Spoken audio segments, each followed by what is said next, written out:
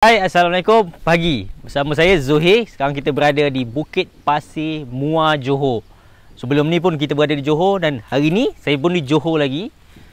Sebuah lagi tiny house macam tuan-tuan tengok. Dan alhamdulillah, ini antara yang paling laku, paling laris untuk sepanjang 2024.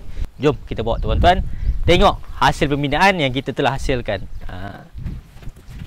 Tuan-tuan tengok, ini adalah bahagian beranda. Ini dalam lebih kurang 5 kaki. 5x10 untuk bahagian beranda ni. Inilah pintu hadapan, kita menggunakan solid wood. Inilah package yang memang dalam serta package, tidak perlu ada penambahan. Memang dalam package dah untuk pintu ni. Jom masuk ke bahagian ruang tamu.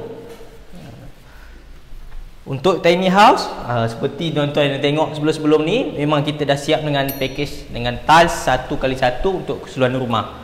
Dan warna biru macam tiles pilihan ni adalah pilihan daripada tuan rumah sendirilah. Yang dipandai pilih color. So tuan-tuan boleh pilih juga nak warna putih ke, nak macam ni pun boleh. Untuk tiny house ni ketinggian kita daripada lantai hingga ke ceiling setinggi 10 kaki. Untuk kita punya ruang tamu ataupun dining ni, dia punya sizing lah 10x14 kaki. Jom kita pergi ke bilik yang pertama dahulu.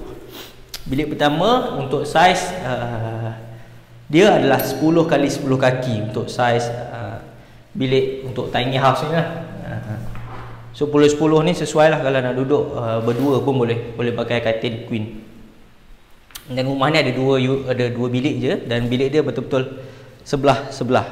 So terus ke bilik yang kedua. Saiz dia sama saja seperti bilik yang pertama. Macam tuan-tuan tengok tadi kan, bilik dia sama saja. So di bahagian kiri bilik, kita terus ke bahagian dapur. Untuk dapur kita siap dengan tabletop lah. Tabletop ni pun pilihan daripada tuan rumah sendiri. Design dan juga backsplash ni tuan-tuan rumah boleh pilih sendirilah design dia. Ni pilihan marble daripada dia.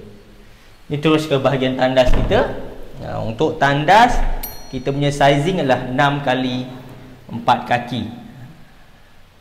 Dan tandas juga tuan-tuan boleh pilih lah pilihan tiles untuk bawah dan juga dinding. Cuma tiles di dinding kita bagi 5 kaki. Andai kata tuan-tuan nak tambah tinggi, kena buat penambahan duit lah kat situ. Jom kita tengok bahagian luar.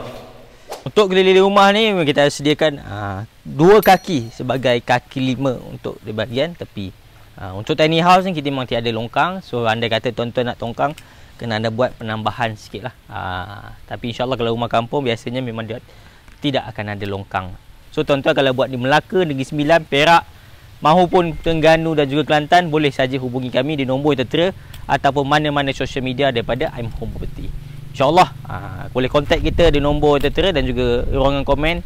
InsyaAllah saya akan bantu. Terima kasih juga siapa yang dah follow, like, dan jumpa lagi dalam video akan datang. Assalamualaikum.